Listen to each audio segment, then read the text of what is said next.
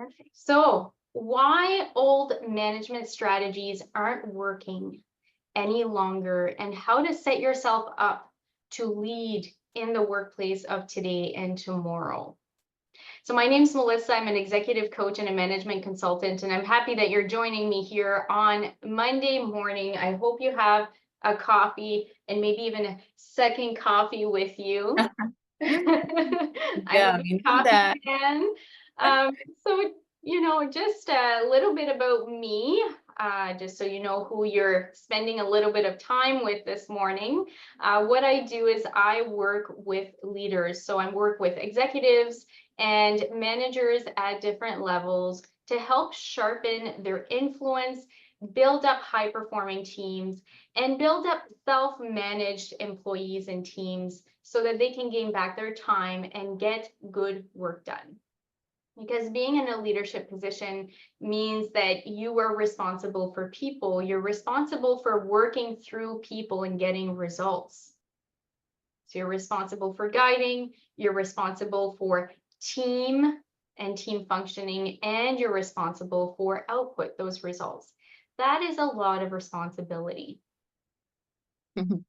And so it is hard to do if you're working against the flow of people. So what I do is I help you tune in and leverage that flow of people so you can get more done and get the result that you're looking for. Joining me today is a member of my team, the newest member of my team, Kushbu, also known as Kay. So joining me, what is it, 3 weeks now? Yeah, I think it's been 2.5 weeks. 2.5 weeks. So she's right in the middle of her onboarding. Kate, tell us a little bit about you and your experience here at In Charge Coaching. I would love to. So first of all, hi everyone. I'm Kay, and I'm the client's solution specialist at In Charge Coaching. And what that means is I work with clients and I help Melissa with uncovering solutions and ultimately with her vision and empowering them to lead with confidence. And I'm part of Melissa's amazing team, lean team. And let me tell you, working with her has been an inspiring experience. And that goes for just the way she approaches things and just the way she leads.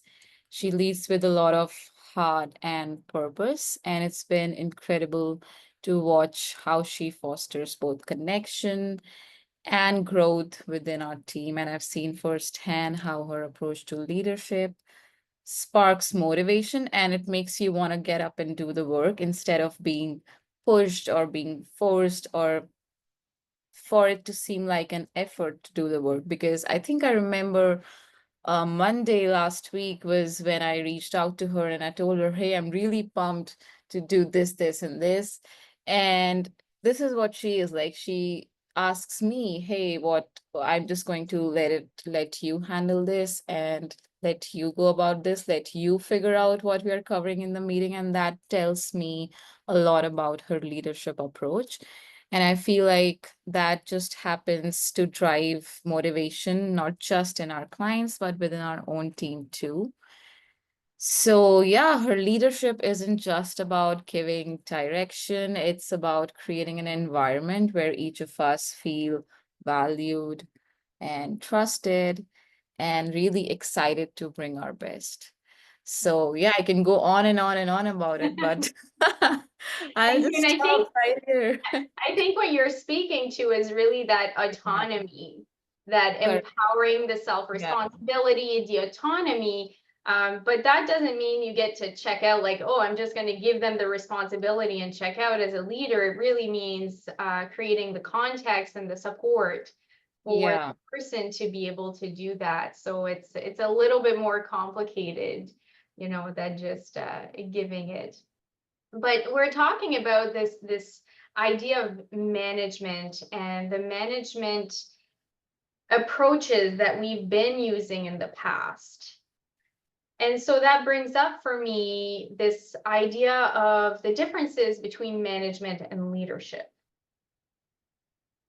So having had different experiences, and for people just joining me for the first time here, we really go off the cuff in these videos, and Kay has no idea what's going on, and I am Um, yeah, I really do we have no. haven't figured it out beforehand. We are talking about the subject very organically and authentically as we come on these lives. So I'm curious, Kay, when I say there's a difference between management and leadership, and just by your experiences of what you've experienced before in management or being managed, and what you're experiencing now, how would you describe that difference? So this is the employee perspective that we're about to listen to. Yeah. Yeah, I think what I would like to tell you is I would like to draw a comparison with my previous experience, like very early on in my career as an intern, and now draw a parallel to now I'm working with you. So I've been on the receiving end and of being managed, and it felt incredibly frustrating in the sense that I've worked under managers who were so focused on telling me what to do, and now cut to Melissa telling me what do I need from her so that she gives me enough context to get the work done. So I think that has been a huge, huge difference. And also acknowledging my strengths. Earlier, I think it used to feel robotic and there was no sense of, ownership in the work because it felt like I was just a cog in the machine or following orders. I'm like a robot following orders is what it felt like. And it's draining because you feel disconnected from the bigger picture. And when people feel like their ideas or efforts or anything that they say don't matter, they start to really disconnect or disengage.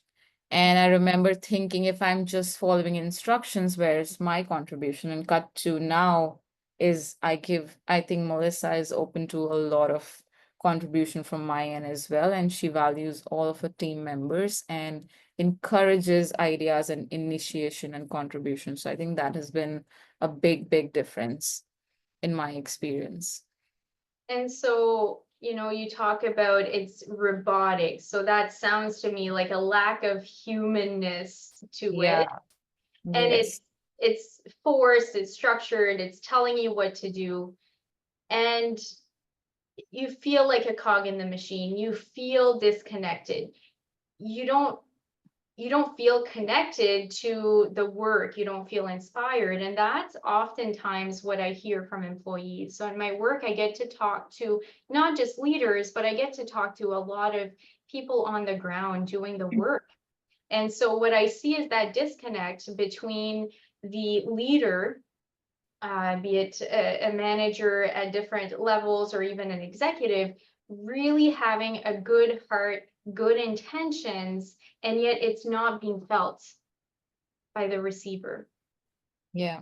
So Yeah. there's a disconnect. So I know that the intent is there. And for everyone tuning into this video right now, it is very clear to me that the intent is there. And yet there's a little bit of a gap that needs to be bridged. So what is the difference between management and leadership? And oftentimes you'll see, especially on social media, we see a lot of memes, a lot of Yeah. things. There's this idea that management is bad and leadership is good. And I would poo-poo on that. Management is different than leadership, and both are necessary to your role. So there's a beautiful quote by, and do you have that quote handy, Kay, by any chance? Course, yes, I do. It's by I think it's by Admiral Grace, and she says, "You manage things, you lead people." Exactly. Such a simple quote. If you could drop that in the comments, that would be awesome for people. Of course. And so we need to manage things. We need to manage our calendars, the timelines, the projects, the tasks, the outputs, the reports. These are objects. And so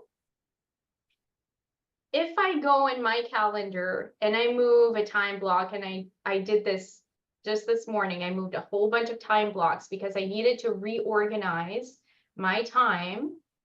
Mhm. What was the effect on my calendar by moving those time blocks?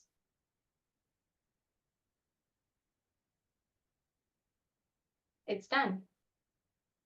They're reorganized. The calendar doesn't have any feelings about Yeah. it. It's just done. I had a thought, I made a decision, I put in the action, it is completed. Done, over, move on. Not gonna have to deal with any kind of backlash from my calendar. Mhm. But imagine that I'm moving time blocks that affect UK. And maybe I move 3 time blocks that affect you this week. And this is on the heels of me moving time blocks that affected you last week and the week before. Yeah, What's the effect of that? yeah, I think it would feel kind of frustrating and also like diminish my potential as well, because I feel like I'm being managed by you and not, being asked, hey, what about you? What time are you available? Things like that. And they make a lot of difference. So now we have a human involved with Mm-hmm. feelings. And so if I just move the time blocks, and I could use the logic of she's paid to do the work and she's available because I pay her to be available, and I'm the one with a busy schedule, Mm-hmm. it's a nice a nice idea, and yet in practice it yields Yeah. very different results. So this is where the leadership comes in. We are managing the time blocks, we're managing the calendar, we're managing the timeline. So that's But I need to lead Kate. I need to connect with her as a human and lead her through this change. And I'm talking about moving things on a calendar, which is a very minuscule change, and yet could have a big consequence. yeah. So when we talk about big changes, there's a lot of intention and a lot of leadership that needs to go in it, not just managing a timeline, not just managing a project, not just managing the rollout of the change or the implementation or the reporting, but all of that humanness. Yeah. Now, if we only have leadership and no management, we can have really great relationships, we can get people motivated, but if we're not creating the structure and the goals and the KPIs and the timeline and breaking down the project, we're also going to be in trouble. So we don't want Yeah. just one, we want both. How does that land with you, Kay? And I'll ask everyone, listening, how is that landing with you? I think it makes a lot of sense because you do need a structure in life to move forward as well. You do need to have a vision of what is it that you're working towards. Instead of, I think either extremes are not good. It need to coexist in harmony is what I feel. Yeah. So I often ask myself, on a daily basis, as soon as I'm taking action on something, is a human involved? Could there be feelings about this? And that tells me what kind of hat I need to put on in that moment. So the problem with telling people, you know, you talked about that, Kay, as you talked about, you know, I'm being managed, I'm being told what to do, right? When I move a time block in my calendar, I'm telling my calendar what to do. I'm telling my Yeah. Google Calendar to move this to that. So what is the problem with telling people what to do? And the obvious logic we go to is, well, they're paid to do some work, they're getting paid for it, so shouldn't I just Mhm. tell them what to do to get the paycheck? And that's that. Yeah. I think I would like to add something here. I think, like you just mentioned, this traditional management or old management techniques were more often rooted in control, and that doesn't align well with how people work today.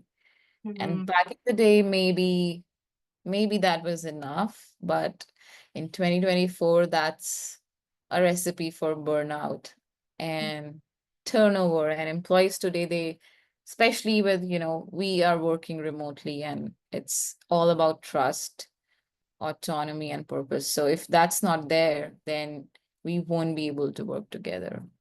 Yeah. So control, let's talk about control. Yeah. I'm going to invite you to do an activity with me, Kay, and everyone who's Mhm. watching, and I'm going to ask you to bring your two hands together like so. All right. All right, so we can see them. I might have to readjust here so you can see. All right, so we've got two hands together. Mm-hmm. And now I want you to, or inviting you to take your right hand and push against the left hand. Push a little harder. Push a little harder. Let go. Just let it Mm-hmm. go. Let it go. So stop pushing, stop applying pressure. And now we're going to apply pressure again. More pressure, like you mean it, like you mean it, like you mean I am meaning it. it. All right, you can let it go. Oh my God, yeah. All So, right. so think about what just happened. If this was a metaphor Mm-hmm. for telling someone what to do or applying some control and applying Mm-hmm. it like you mean it, Mm-hmm. what happened? I think both my hands were impacted and not just the, left hand. Mm. It was really both hands that were being impacted here. So I think, correct me if I'm wrong, but I think it's about, it's a metaphor for diminishing your team's potential along with your own potential because, they're just completing tasks without any personal investment and it shows in their quality of work. So I think, and then it impacts your own company as well that you're working for. So probably that, I'm not sure. So the hand that was pushing against, Mm-hmm. no, it was tiresome. It was frustrating. It's effort. Yeah. And then initially, the left hand, what was happening? At I first, it was resisting. yeah. If it's My resisting, my it's elbow is moving. yeah. Yeah. So at first it was resisting. So that means applying the same amount of force. Mm-hmm. So that's the resistance. And then eventually it got moved. And sometimes, you know, as some of you doing this exercise, you might have just given up, Yeah. right? So there's the resistance or the disengagement. Could be effective. You did get your elbow to move. Could be Mhm. effective short term. Could be effective short term. But we've just wasted a lot of energy when, Yeah. you know, we could just inspire that movement without having to control it. Mhm. And so in the management, we're controlling things, and some things need to be controlled, right? Some things are in our control. And in leadership, we're influencing. So we're not directly controlling, but we're influencing outcomes. Yeah. So that's one of the main differences. All right, so how do we make this transition? How do we step into more of that leadership? That's the next question I want to put on the table. Because I don't want to just talk about it. I want us to get a sense of, okay, now what? Now I understand. Now I'm starting to be aware. You might have even started to think about times when you tried to control, when maybe influence would have been more effective. So how do we influence? Mm. Any ideas? I think it's about empowering people is when you start making when you start with your real influence, when you empower them to make decisions or do the work. So that's when I feel you are building real influence and motivating instead of just telling them, hey, this is the deadline and these are the KPIs and make sure you're hitting the right boxes. But yeah, like you said, and then that becomes about managing them instead of, leading them. And so I would say what precedes the empowerment is the connection. You Yeah. talked about in management, when you were being managed, you felt this connection. And that disconnection, connection, or disconnection words really important here. So Yeah. that connection is primary, and empathy is the way to do it. So empathy is how we connect to another human being and we understand them. Doesn't mean doing for them, doesn't mean saving them, doesn't mean anything other than connecting and understanding. Yeah. So before I can empower you, I need to understand how I can empower you. Because every individual is different. Makes sense. And if I could bring you back to the onboarding, at one point I made a shift in the way that we were onboarding, and I gave you a whole lot more self-responsibility. I Because remember. I started to understand you and how you worked and how you enjoyed working. Yeah. So empathy, connection. The second is a vision. It's being able to co-create a vision with another person that is exciting. That's exciting for both. And so often we think of vision as like this, like, oh, what is our company vision and what do we put on the website? And I want you to think about more like closer to us as a being, as humans. What kind of vision would inspire Kate? And that's what I'm co-creating with her. And I think about what vision could inspire Jisan. That's what I'm working with him on co-creating. And then what's the vision that inspires the team? And we're co-creating that together. Yeah. So it's not about my vision for you or my vision for the company, but it's about the co-creation of a vision that's exciting for everyone. And when we have connected, and when I'm inviting you to be part of that vision. And then finally, I would say another really important piece is trust. Creating an environment where people feel safe to take risk, to innovate, to grow. Because I could give you all the self-responsibility in the world. I could say, Kay, here are the keys to the kingdom, take care of it. If we didn't have enough trust, and if I didn't even increase the trust the level of trust as I'm handing over the keys, you just wouldn't feel comfortable taking them. You wouldn't feel comfortable taking actions. You wouldn't Yeah. trust that you can, even when I say it, Hmm. because it really doesn't matter what I say or tell you to do. It's what you feel about what I'm saying. That's true. Yeah. And the problem is the training that we're getting as we're stepping into leadership roles is management training. And that's not bad in itself because we do need that management piece, but we forget the leadership. We forget the people.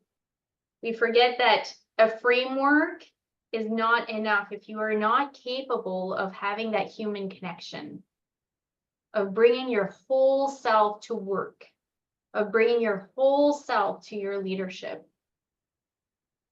Yeah. And I would invite you to think about a time when you would have had a conversation with somebody in a leadership position and it felt robotic. It felt like they were just going through a checklist. Yeah. Yeah. I remember that very clearly because it happened early on and it shaped my confidence as well. And I was clever enough to know that this is not what I need to base it on, because I think when I was an intern and I used to ask about my tasks per day, they used to just give me a list and that was the end of the conversation. We didn't have any conversation after that. And every conversation thereon, after, they gave me the tasks, was about, hey, did you complete it? And it was not even about, hey, do you need any help with completing it? It was just, hey, did you complete it? If you couldn't complete it, then why didn't you complete it on time? And there were deadlines that needed to be met. So it just made me feel very unmotivated to work. And so I left. I left the company in just like 3 months. And because that just like 2 months of working in that company had me burn out so much. And that said that I was just an intern there. I was just an intern. Mhm. So, and also like boundaries were not respected. I was being called at 12 a.m. for a presentation. So there were no boundaries. It was a horrible experience, to be honest. And then I moved on to a better company. And then from then on, I think I was clever enough to be aware, okay, this is something that I don't want. And you could just sense it when you are being interviewed.